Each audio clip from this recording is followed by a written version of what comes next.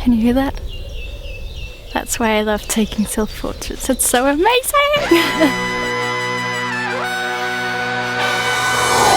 This is for those of you who want to take self-portraits that make people stop and wonder and have that special feeling. I know you know that feeling, right? If that's you, welcome! And this is my 5 steps on how I take my self-portraits. It's everything from developing the idea to how I shoot and why, and choosing the clothing you want to wear in the photo and everything. There are many different ways of looking at self-portraits. This is how I see it. A self-portrait is a representation of an artist that is drawn, painted, photographed or sculpted by that artist. And they have been used by countless of artists all over the world to express, well, themselves. And right now, today, it is easier than ever to create a self-portrait, and everyone does it all the time, and that's great. The problem is just that very few put in the effort to create something new and original that brings value and speaks to the world. We end up copying each other instead of inspiring each other, just creating beautiful things that doesn't make us feel or think or tick in any way, because they are missing the most important part of self-portraits, the you factor. An idea, a meaning with the aesthetic. The people need us, you and me, to express whatever it is to be human. And it's a pretty tough topic, and there are many ways of doing it, but I have developed these 5 steps that I use to take my self-portraits. The absolute hardest part, but also the absolute most important part. Without the idea, you've got nothing. But you've got it, I know, because we've all got so many ideas inside of us, and we just need to provide our minds with the needed nurturing in order to make them grow. The idea doesn't have to be a fully developed concept. It never really is. When I do my portraits, it could be a prop that symbolizes something, or a pose that means something to you or expresses that special feeling. The important thing is just that it makes you excited and makes you want to create it. So that's what we're going for.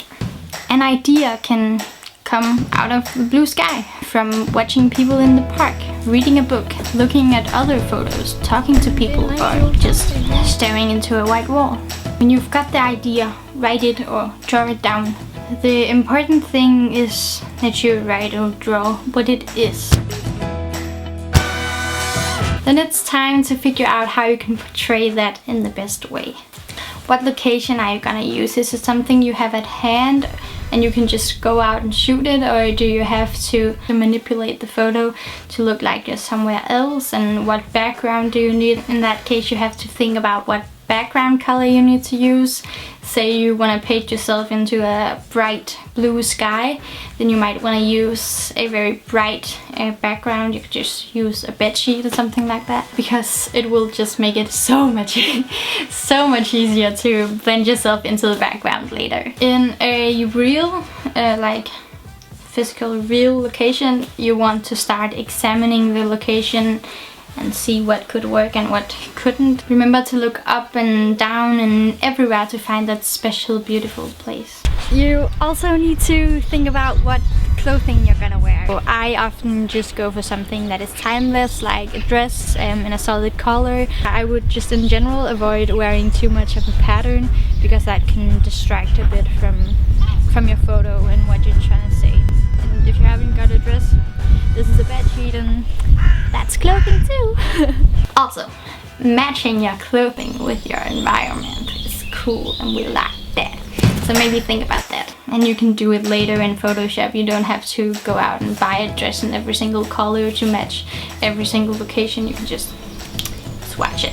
Unless you're wearing like a completely white dress or a complete black dress, you can really switch your dress to whatever color you like. Being a self-portrait, we obviously need to be in front of the camera and need to pose ourselves.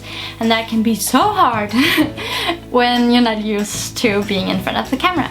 But for God's sake, do not underestimate the power of the pose. If you ask me, having a good pose is what can make a good photo, an amazing photo. There's not really a way around running back and forth all the time to check if the photo is good and then back in the pose. But I have a few tips that might make the posing easier and might make it easier to find an idea of how you want to pose in the photo. Try injecting movement into your photographs. A photo of someone doing something is so much more interesting than someone just being there.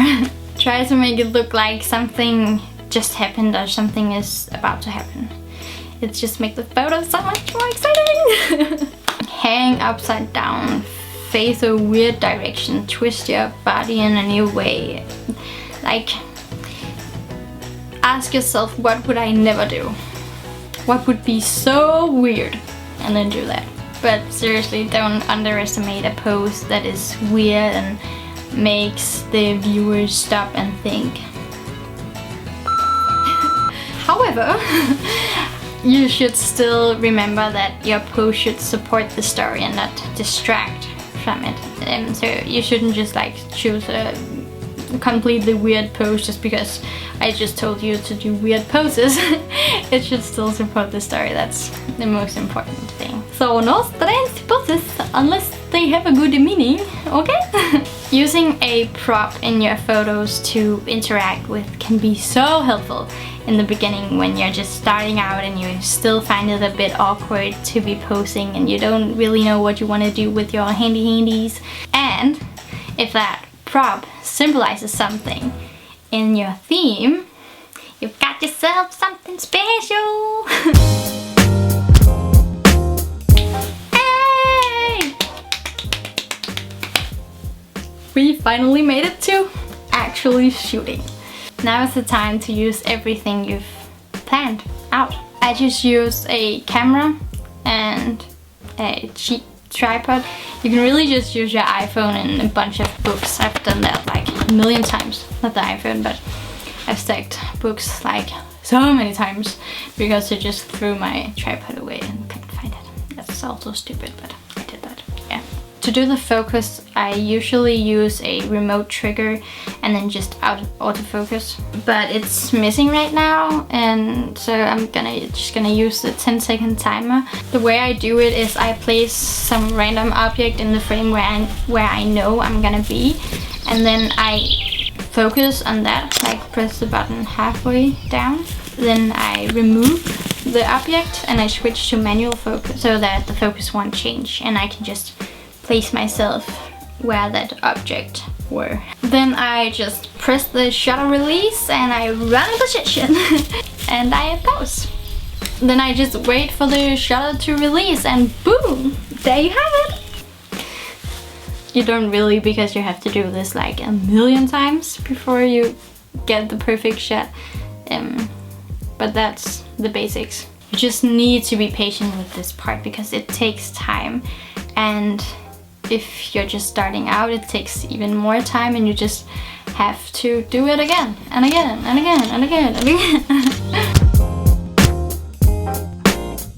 After all of this work and stress and sweat and all that stuff, we can finally start editing.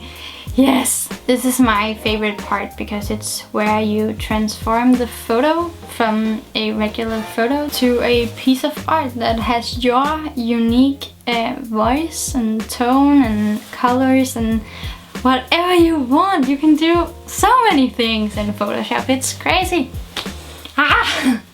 If you have an idea, you can create it with Photoshop. And it's hard and you might not succeed the first time you do it, but you will succeed someday. You just need to figure out each step that you will need to do in order to create whatever you want. Thank you so much for watching, and remember, you're awesome, and I'll see you next Sunday.